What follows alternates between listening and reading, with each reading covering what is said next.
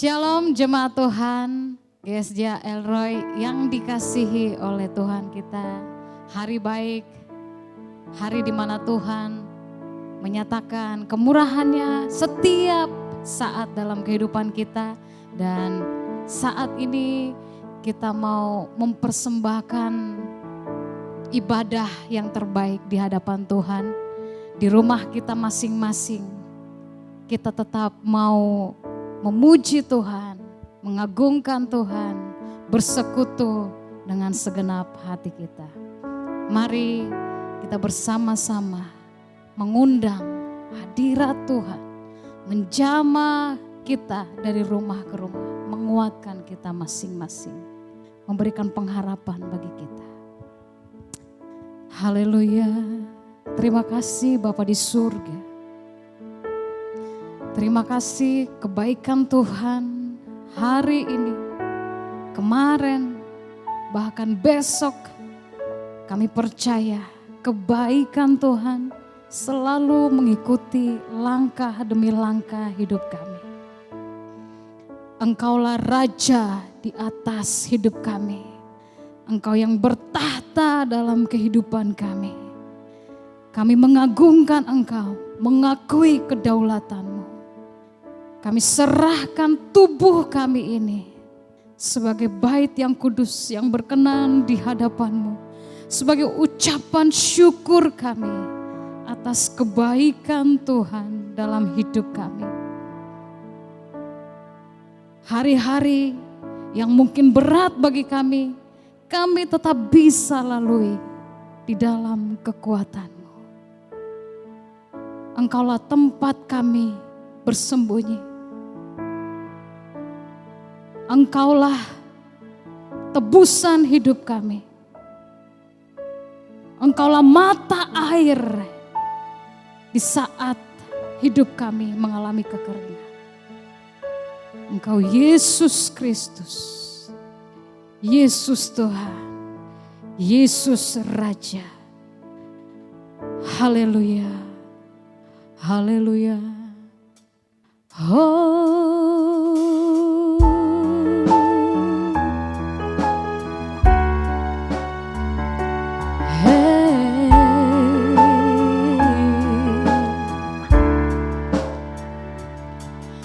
The King of my heart be the mountain where I run, the fountain I drink from. Oh, He is my soul.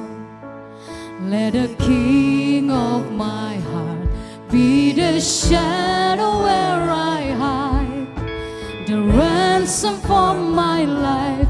Oh, He is my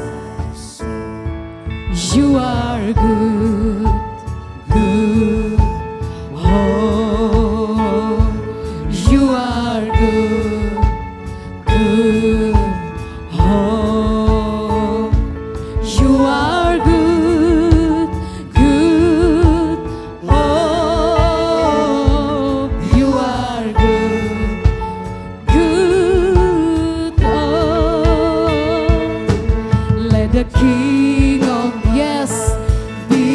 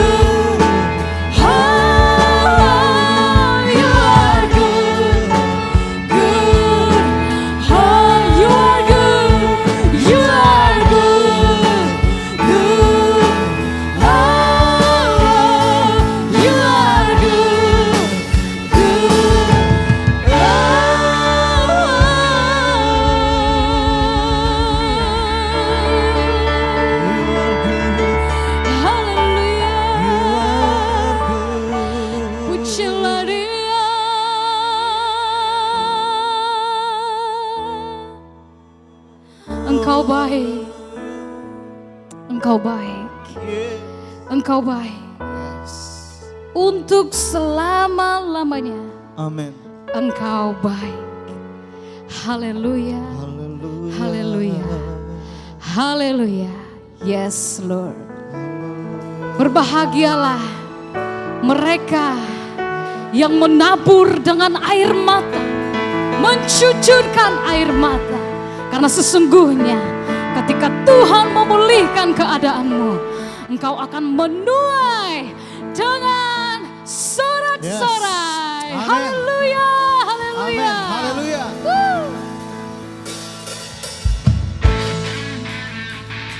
Hey. Hey. Ini janji Tuhan buat kita.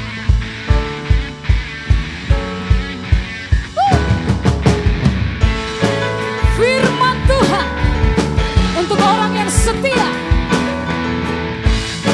Hey, yeah, hey, oh, oh. Come on. Ketika Tuhan memulihkan keadaan Sion, keadaan kita seperti orang yang bermimpi. Waktu itu mulut kita penuh tawa. Amin. Mulut kita dengan sorak-sorai. Ketika Tuhan memulihkan keadaan Sion, keadaan kita seperti orang yang bermimpi. Waktu itu mulut kita penuh dengan tawa. Haleluya. Sorak-sorai yang menabur dengan mencucurkan air mata pasti akan menuai dengan sorak-sorai. Yang berjalan menangis sambil menabur benih pasti pula membawa berkasnya. Ini janji Tuhan buat saya dan saudara.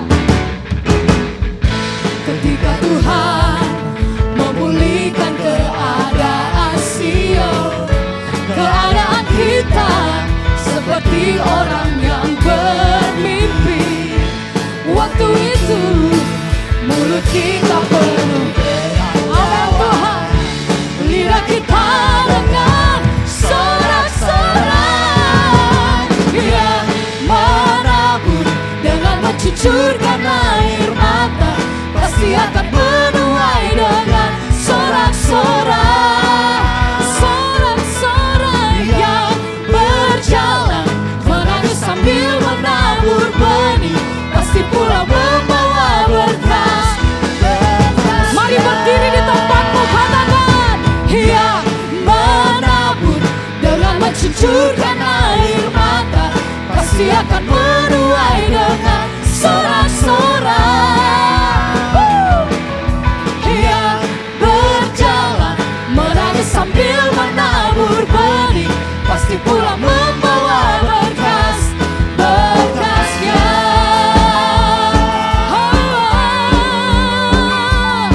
Kami percaya, ya.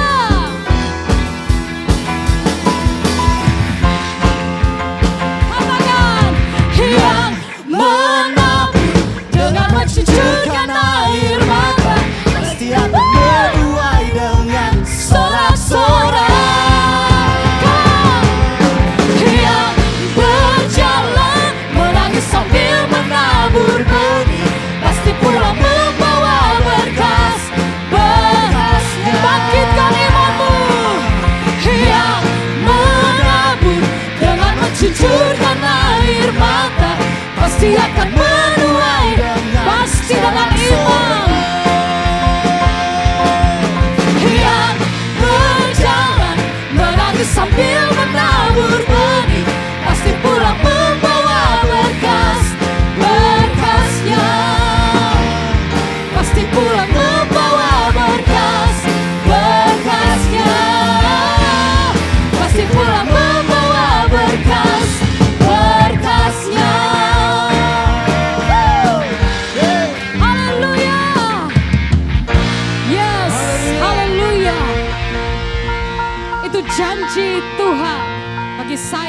saudara. Itu Amin. janji firman Tuhan.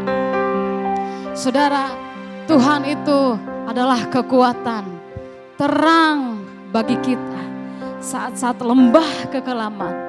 Percaya, percaya dan percaya. Beriman Tuhan Yesus memegang tangan kita dengan kekuatan kasih-Nya. Tuhanlah yang membimbingku, tanganku dipegang teguh, hatiku berserah penuh, tanganku dipegang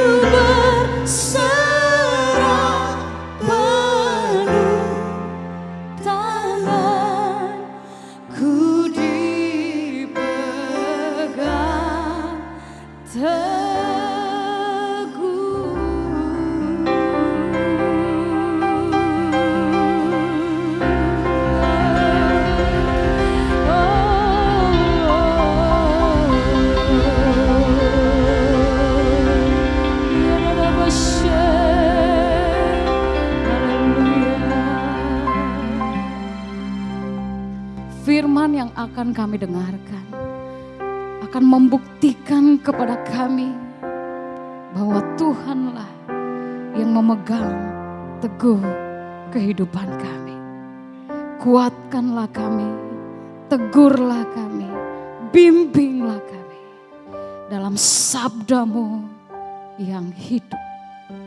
Di dalam nama Yesus Kristus, kami menyambut sabda yang hidup. Haleluya. Amin. Shalom, Jemaat Gereja El Roy yang terkasih. Selamat berjumpa kembali di dalam ibadah online pada minggu pertama bulan Mei ini. Saya senantiasa berdoa dan berharap agar Anda senantiasa dilindungi dalam masa-masa pandemi ini, sehingga Anda senantiasa sehat walafiat. Hari ini kita akan melakukan perjamuan kudus. Namun sebelumnya kita mau mendengar firman Tuhan terlebih dulu. Firman Tuhan pada hari ini berjudul Trust and Obey.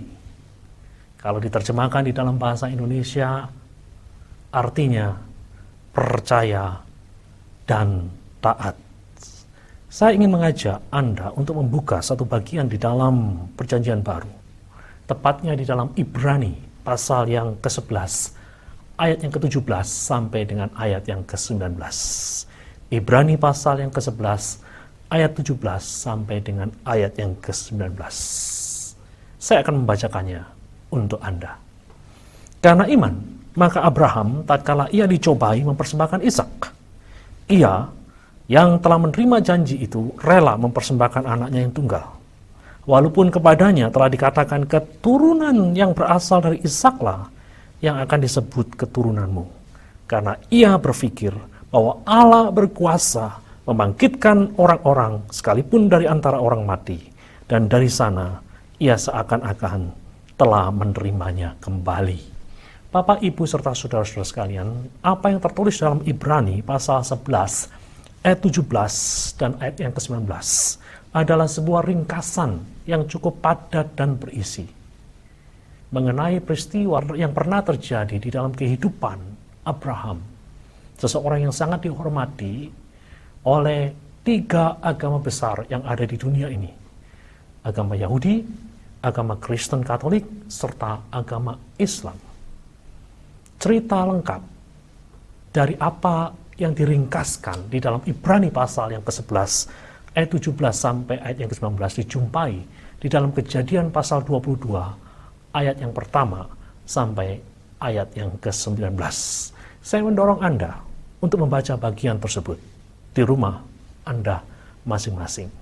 Ceritanya adalah Allah menguji Abraham dengan ujian yang paling berat. Bagian yang paling berharga di dalam kehidupan Abraham bukanlah harta yang berlimpah.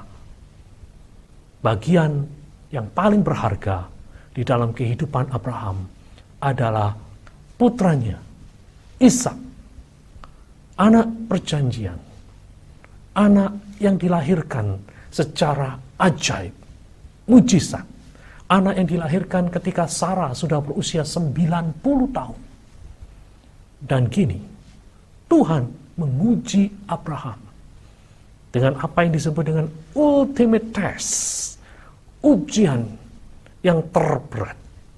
Abraham diminta untuk mempersembahkan putranya, untuk mengorbankan putranya, Ishak, di sebuah gunung di tanah Moria.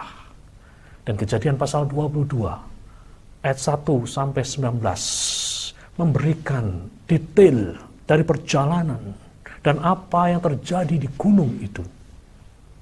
Dan kalau Anda membaca di dalam Kejadian pasal 22 ayat 1 sampai ayat yang ke-19, di sana kita melihat sebuah gambar yang jelas bagaimana Abraham membawa putranya ke atas gunung itu, dan dia siap untuk memberikan putranya sebagai korban bakaran. Namun di saat-saat yang paling menegangkan, Allah melakukan intervensi.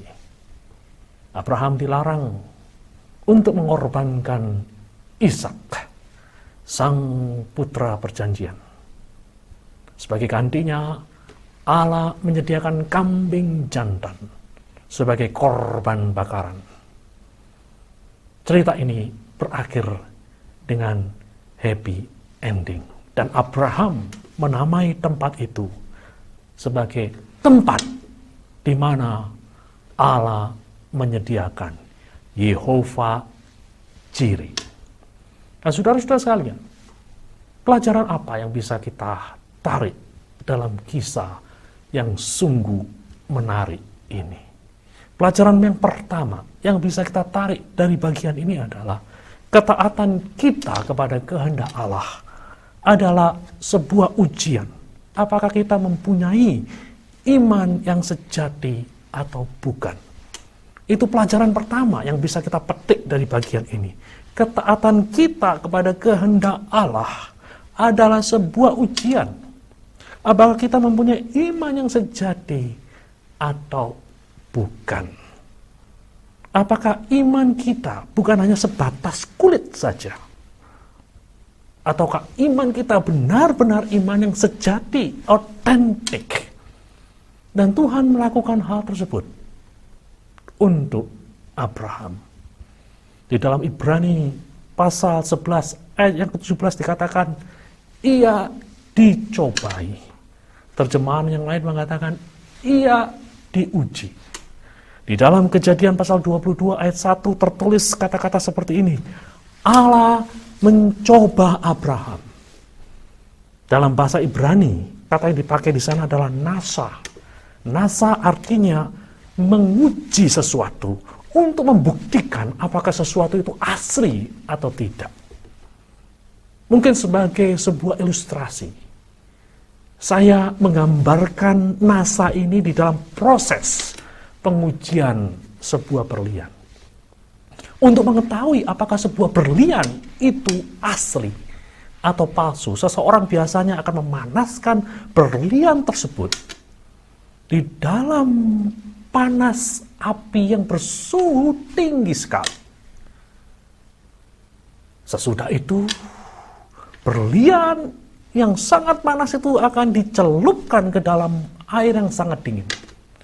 Bila berlian itu asli, maka berlian itu tidak akan mengalami apa-apa. Namun bila berlian itu palsu, maka berlian itu akan hancur berkeping-keping. Inilah sebuah gambaran proses pengujian untuk mengetahui apakah sesuatu itu autentik, apakah sesuatu itu sejati, tulen, asli di dalam kehidupan kita sebagai anak-anak Tuhan pun. Suatu waktu Tuhan akan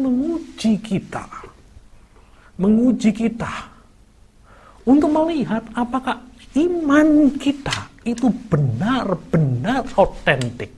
Apakah iman kita itu benar-benar tulen? Ataukah iman kita hanya sebatas pengakuan saja? Seperti yang tertulis dalam Matius pasal 7 ayat 21 dikatakan, pada hari terakhir banyak orang berteriak, Tuhan, Tuhan. Tetapi kenapa di sana ada penolakan? Tidak setiap orang yang berteriak Tuhan, Tuhan akan diperkenankan masuk ke dalam kerajaan surga. Demikian yang tertulis dalam bagian itu. Mereka yang diperkenankan masuk ke dalam kerajaan surga bukan hanya bisa berteriak Tuhan, Tuhan saja. Namun mereka juga yang bersedia untuk melakukan kehendak Tuhan. Mereka yang bersedia taat pada apa yang dikehendaki oleh Tuhan. Inilah yang bisa kita pelajari, saudara-saudara sekalian, di dalam kehidupan ini. Ketaatan kita kepada kehendak Allah adalah sebuah ujian.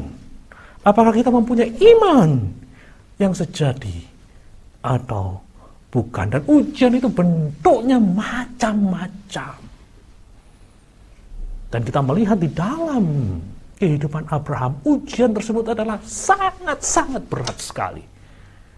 Karena miliknya yang paling berharga itu harus dipersembahkan kepada Tuhan.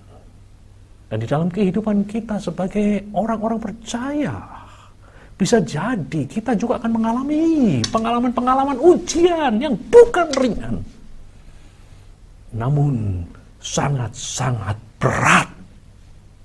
Ada sesuatu yang diambil dari diri kita, ada sesuatu yang direnggut dari diri kita.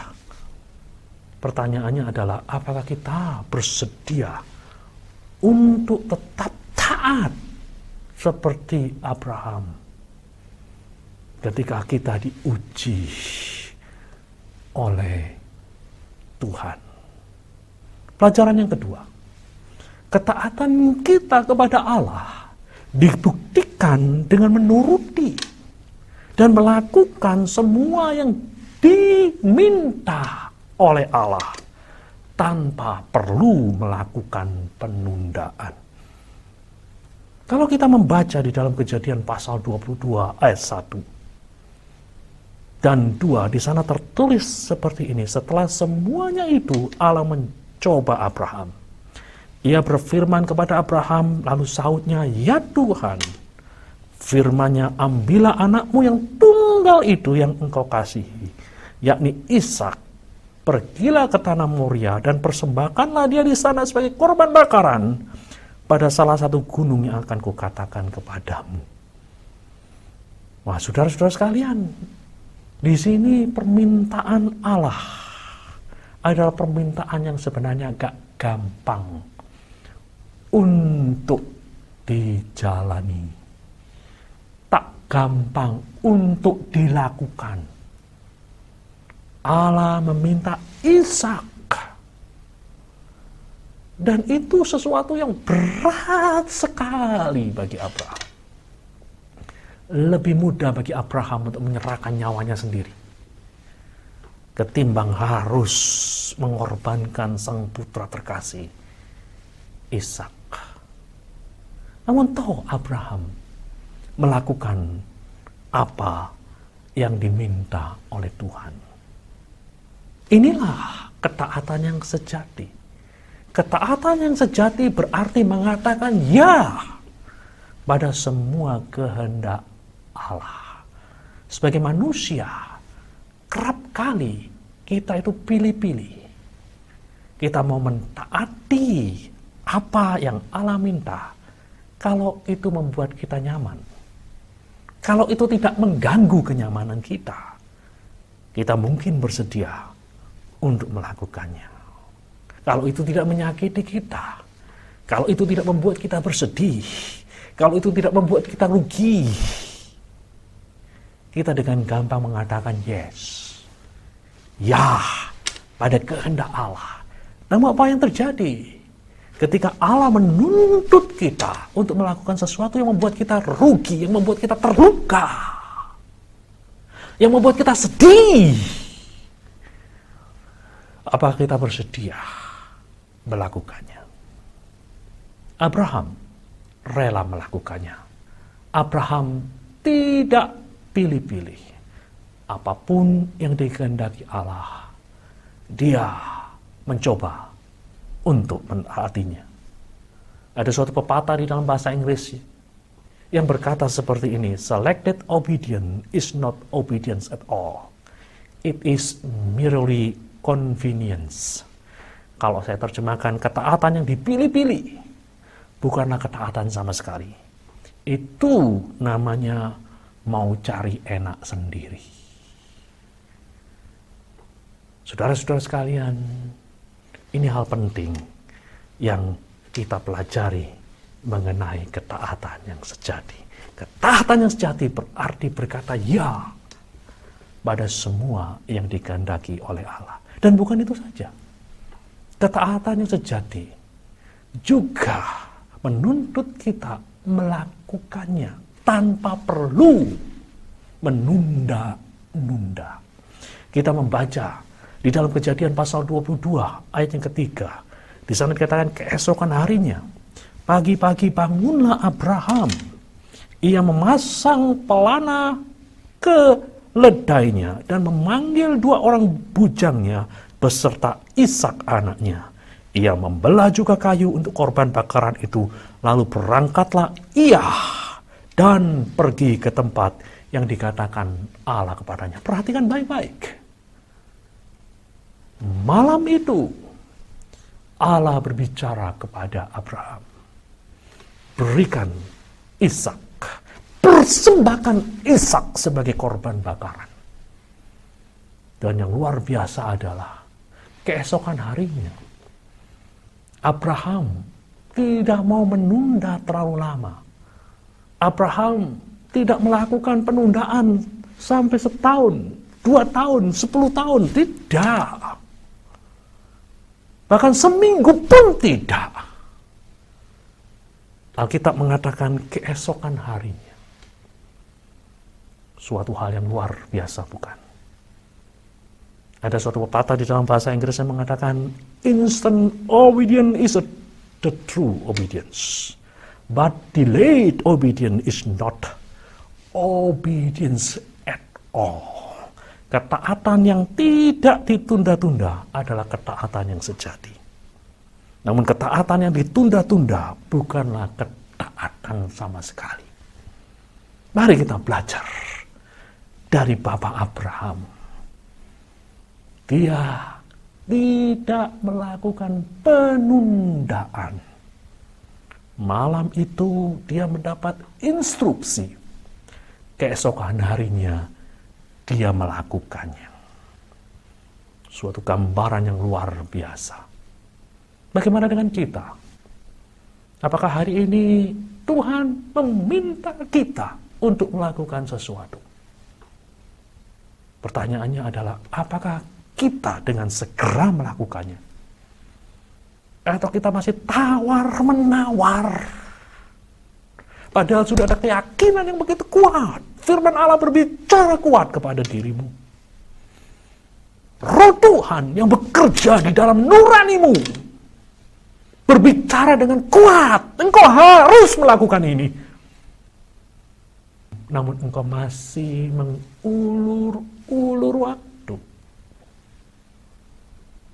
Belajar dari teks yang kita pelajari pada hari ini. Ketaatan yang sejati menuntut kita untuk melakukan apa yang dikehendaki Allah tanpa perlu melakukan penundaan.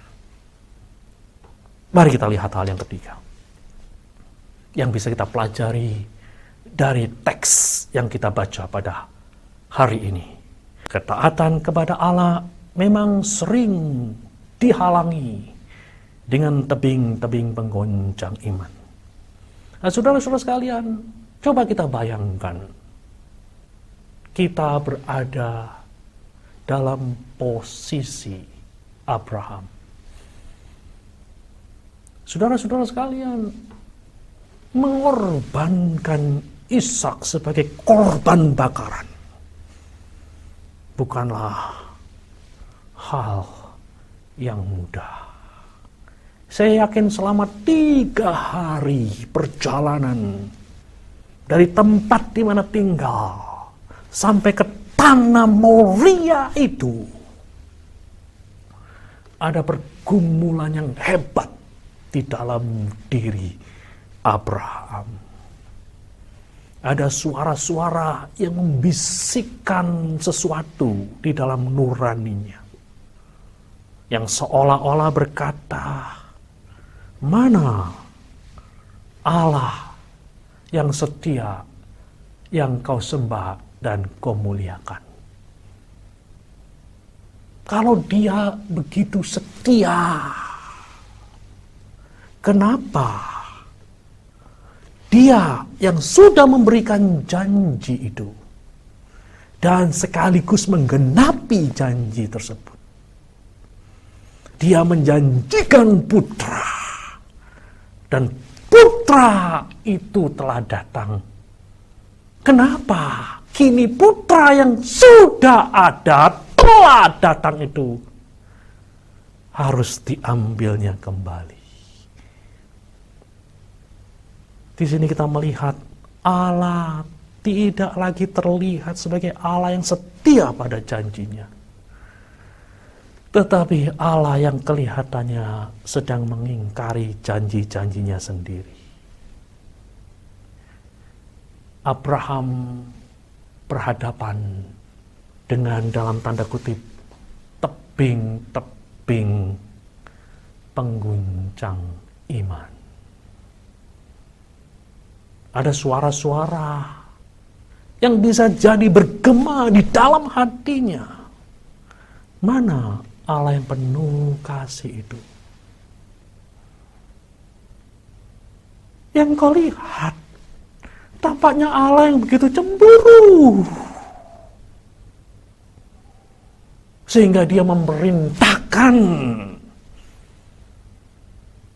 Ishak yang kini begitu dekat denganmu, yang mungkin saja selama ini telah mengganggu hubunganmu yang begitu dekat dengan dia. Allah pencemburu, Allah yang kelihatannya muncul sebagai pribadi yang tidak menyukai sukacita dari anak-anaknya. Bisa jadi Abraham mengalami pengalaman-pengalaman seperti itu. Pengalaman-pengalaman berjalan di tepi tebing-tebing pengguncang iman. Dan saudara-saudara sekalian, kadang-kadang di dalam kehidupan kita pun juga dihadapkan dengan hal-hal semacam itu. Ketika kita berada di dalam jalan ketaatan, ada hal-hal yang justru membuat kita meragukan integritas pribadi Allah. Ada hal-hal yang mungkin membuat kita meragukan kasih Allah, kebaikan Allah. Namun hari ini kita mau belajar dari Abraham. Dia tidak berhenti. Bahkan dia tidak berbalik. Walaupun dia punya kesempatan untuk berbalik. Yang kita lihat adalah Abraham terus berjalan menuju tanah Moria. Bagaimana dengan Anda? Apakah hari-hari Anda sedang berada di dalam jalan yang menuntut Anda untuk taat? Dan ketika Anda menjalaninya, ada keraguan di dalam dirimu. Ada sesuatu yang membuatmu bertanya-tanya, apakah Allah itu adalah Allah yang penuh kasih? Allah yang mempedulikan saya? Belajarlah dari Abraham. Di dalam sejarah misi, ada seorang misionaris yang dikenal sebagai peletak dasar kekristenan di negeri Burma atau Myanmar sekarang. Namanya adalah Adoniram Judson. Adoniram Judson adalah orang Amerika yang merasa terpanggil untuk melayani orang-orang di Asia. Dia taat menjalani apa yang dikehendaki Tuhan di dalam hidupnya. Oleh karena satu dan banyak hal, dia tidak bisa melayani di India. Sebagai gantinya dia harus melayani di Burma, Myanmar, sebuah negeri yang jauh lebih sulit untuk dijadikan medan pelayanan dan medan penginjilan. Bahasanya begitu sulit untuk dipelajari. Judson tanpa keraguan sedikit pun, seperti Abraham, berjalan mengikuti kehendak Allah. Dia membawa istrinya yang bernama Anna dibawanya Ana ke Burma. Dan di dalam perjalanan hidup mereka, mereka mengalami hal-hal yang pahit. Anak pertama mereka, yang bahkan belum diberi nama, meninggal dalam perjalanan dari India menuju Rangun, ibu kota Burma. Dan kemudian anak kedua mereka yang bernama Roger William Judson meninggal ketika usianya baru 17 bulan. Dan ada banyak hal yang buruk terjadi di dalam kehidupan anak Tuhan yang berjalan dalam jalan ketaatan ini. Judson pernah dipenjara kurang lebih 1,5 tahun lamanya. Dan ketika dia dipenjara, istrinya hamil dan melahirkan. Ana melahirkan tanpa kehadiran seorang suami. Dan beberapa waktu kemudian Ana meninggal dunia. Dan beberapa bulan kemudian Maria, anak yang dilahirkan oleh Ana ketika Judson di penjara pun wafat.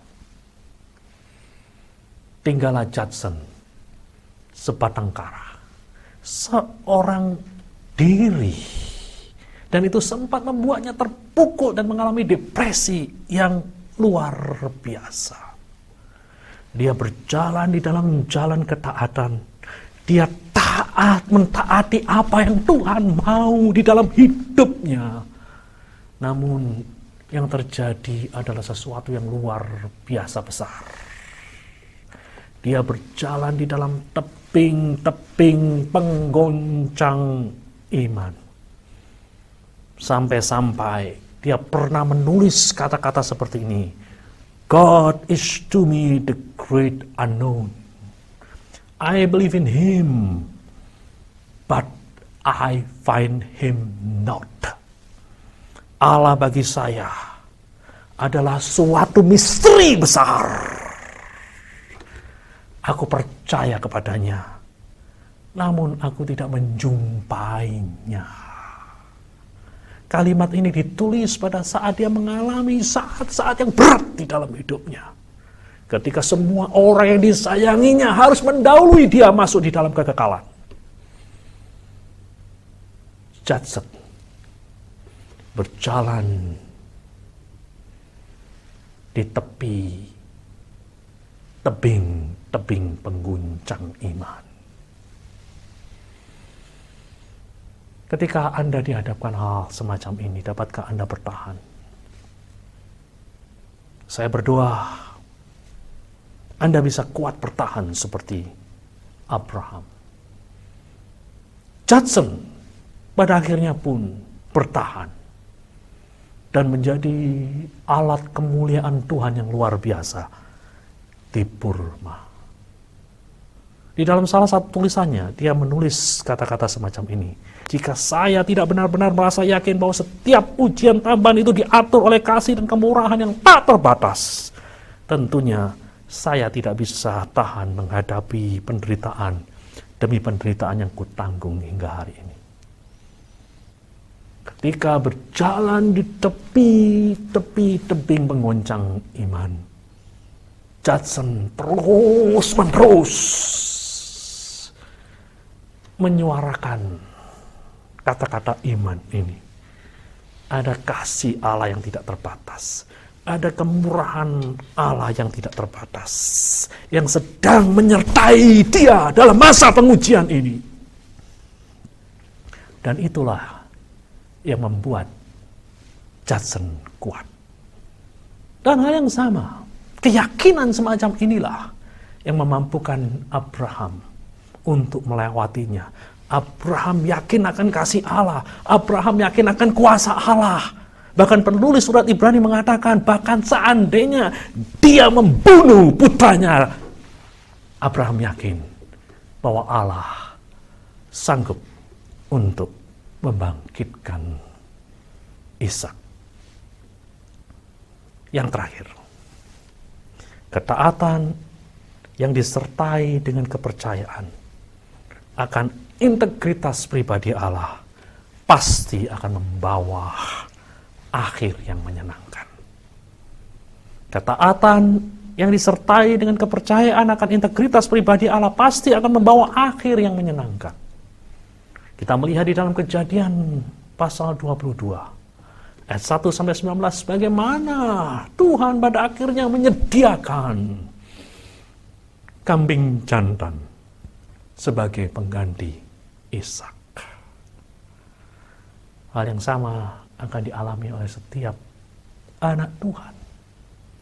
Kalau mereka rela berjalan di dalam jalan ketaatan, Tuhan tidak akan meninggalkan mereka.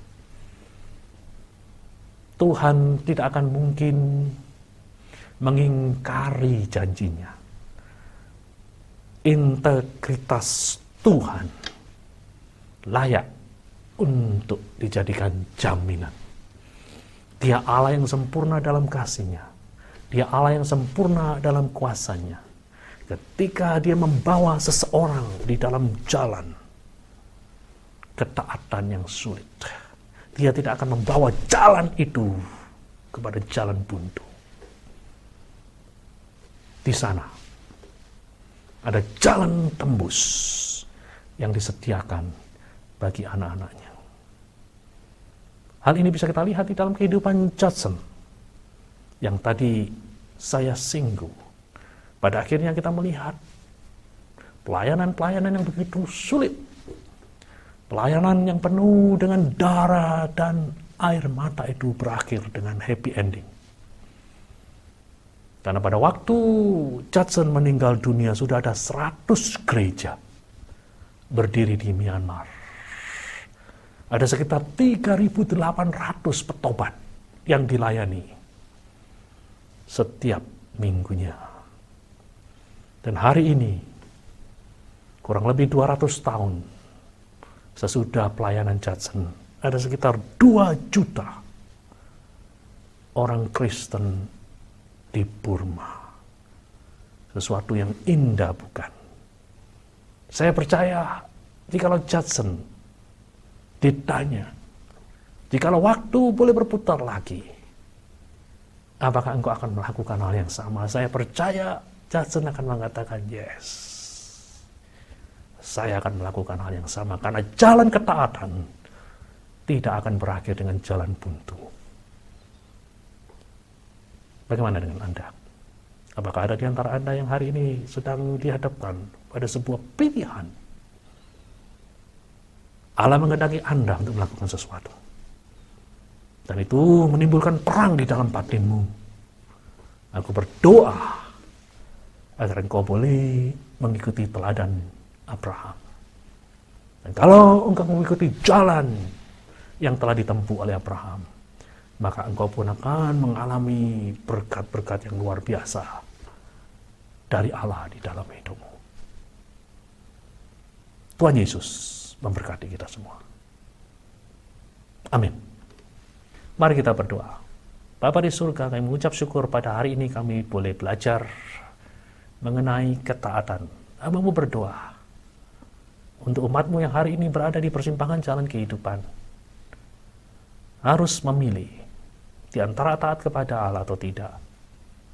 Hamba berdoa agar mereka diberi kekuatan untuk mengikuti jalan yang telah ditempuh oleh Abraham.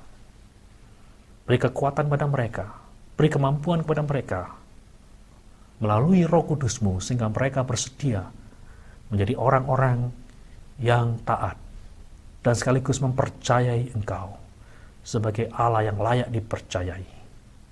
Terima kasih Tuhan, berkatilah seluruh umat-Mu pada hari ini. Demi nama Tuhan Yesus berdoa. Amin.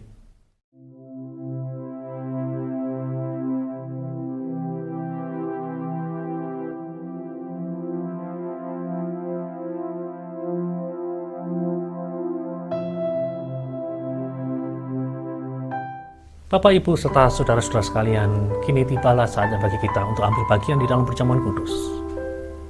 Namun, sebelum kita melakukan hal tersebut, saya ingin membacakan salah satu bagian di dalam kitab 1 Korintus. 1 Korintus 11 ayat 28 berbunyi seperti ini. Karena itu hendaklah tiap-tiap orang menguji dirinya sendiri, dan baru sesudah itu ia makan roti dan minum dari cawan itu. Rasul Paulus mendorong kita untuk melakukan uji diri sebelum kita ambil bagian di dalam perjamuan kudus. Dan mari kita melakukannya. Hari ini kita telah mendengar berita ketaatan. Dan mari kita melakukan uji diri. Apakah di dalam kehidupan kita ada hal-hal yang menunjukkan, mencerminkan bahwa kita tidak mentaati Allah dan kehendaknya. Mari kita mohon ampun supaya kita dilayakkan untuk ambil bagian di dalam perjamuan kudus. Mari kita ambil waktu untuk uji diri. Mari kita berdoa. Bapa di surga, inilah kehidupan kami. Terbentang, terbuka lebar di hadapan-Mu. Engkau mengetahui diri kami seutuhnya. Jikalau selama ini kami kerap tidak taat kepadamu, ampuni kami Tuhan.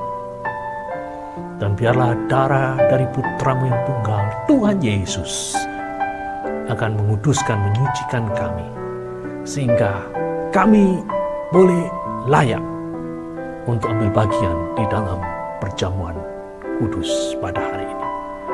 Demi nama Tuhan Yesus, kami sudah berdoa. Amin.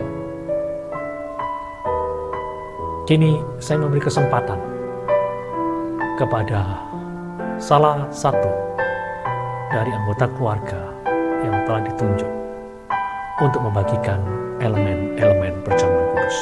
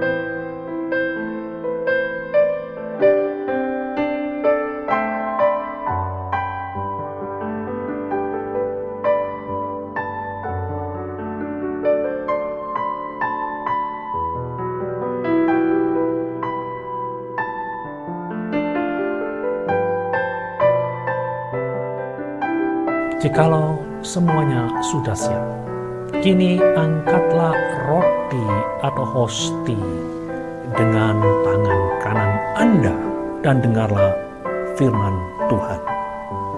Inilah tubuhku yang diserahkan bagi kamu. Perbuatlah ini menjadi peringatan akan aku. Mari kita makan roti yang melambangkan tubuh Yesus yang dihancurkan untuk keselamatan kita. Demi nama Tuhan Yesus, mari kita memakannya bersama-sama.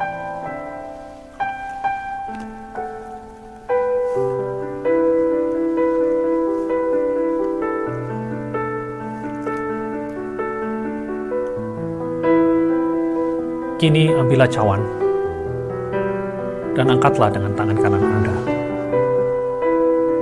Dan dengarlah firman Tuhan. Cawan ini adalah perjanjian baru yang dimeteraikan oleh darahku. Perbuatlah ini setiap kali kamu meminumnya, menjadi peringatan akan aku. Mari kita minum cawan yang melambangkan darah Yesus yang tercurah bagi dosa-dosa kita. Demi nama Tuhan Yesus, mari kita bersama-sama meminumnya.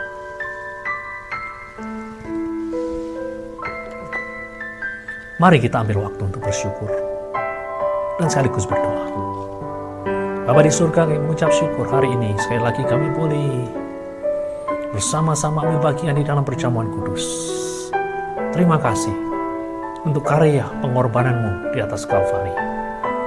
Oleh karena Kalvari, kami boleh menerima penebusan dari dosa-dosa kami. Oleh karena Kalvari, keselamatan kami jadi secure. Oleh karena Kalvari, masa depan kami gemilang di dalam kerajaan Tuhan yang kekal. Terima kasih Tuhan. Terima kasih untuk karya pengorbanan-Mu yang luar biasa. Hari ini, ketika kami melihat pada Kalvari, kami juga diingatkan akan firman Tuhan yang mengatakan, oleh bilur-bilurnya kamu menjadi sembuh. Hari ini kami membawa saudara-saudara kami yang sedang terbaring sakit, memerlukan jamahan dan kesembuhan dari Tuhan. Tuhan, kami membawa mereka di bawah kaki salib-Mu. Kami mohon agar kuasa kesembuhan ilahi turun di dalam diri mereka. Terima kasih Tuhan. Dan kini berkatilah seluruh jemaat-Mu pada hari ini. Demi nama Tuhan Yesus kami sudah berdoa. Amin.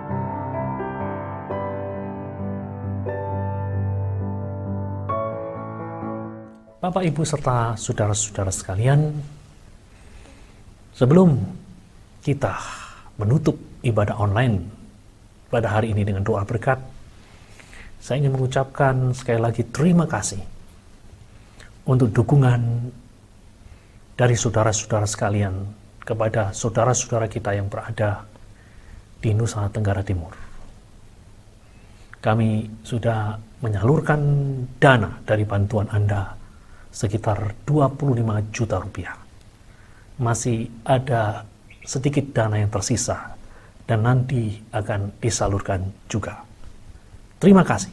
Saya yakin Tuhan akan memberkati Anda semua.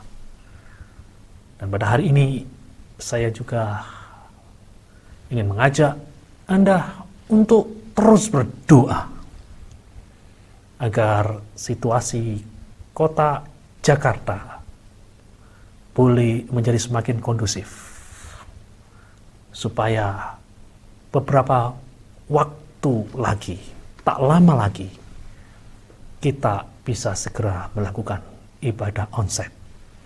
Kita berdoa agar sesuatu yang sedang terjadi di India pada hari-hari ini tidak akan menimpa Jakarta.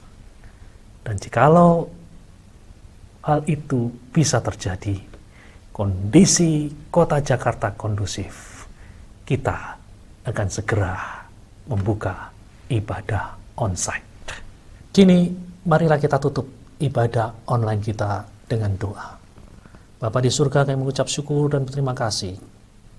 Kami boleh mengakhiri ibadah online pada hari ini, terlepas dengan segala keterbatasannya. Kami yakin Kau menyediakan berkat-berkat yang khusus bagi kami. Kini sebelum kami melanjutkan tugas kami masing-masing, hamba-Mu berdoa agar perlindungan yang berasal dari surga akan melingkupi seluruh jemaat-Mu, dimanapun mereka berada, dengan siapapun mereka bertemu. Tuhan lindungi mereka, supaya mereka dijauhkan dari paparan COVID-19. Hamba-Mu juga berdoa, kiranya berkat dari surga tercurah di dalam kehidupan anak-anak-Mu yang bekerja dan berusaha. Beri kepada mereka kecukupan, bahkan kelimpahan. Demikian pula hamba-Mu berdoa untuk anak-anak-Mu yang sedang terlibat di dalam pendidikan. Tuhan, berkati mereka dengan kerajinan. Berkati mereka dengan ketekunan. Berkati mereka dengan keberhasilan. Terima kasih Tuhan. Pada akhirnya kami juga berdoa untuk kota kami, kota Jakarta. Kami berdoa agar tidak terjadi lonjakan penderita konflik. Kami berdoa agar apa yang terjadi di India tidak akan terjadi di kota kami. Kami berdoa supaya situasinya akan menjadi lebih kondusif, lebih aman, sehingga kami boleh segera membuka ibadah onsite di gereja kami. Terima kasih Tuhan. Pada akhirnya kami menyerahkan seluruh kehidupan kami ke dalam tangan-Mu yang penuh kasih dan penuh kuasa. Kini jemaat yang dikasihi Tuhan, angkatlah kedua belah tangan-Mu dan terimalah berkat Tuhan. Tuhan memberkati dan melindungi engkau. Tuhan menyinari engkau dengan wajah-Nya dan memberimu kasih karunia. Tuhan menghadapkan wajah-Nya kepadamu dan memberimu damai sejahtera. Demi nama Tuhan Yesus, semua yang percaya berkata, amin.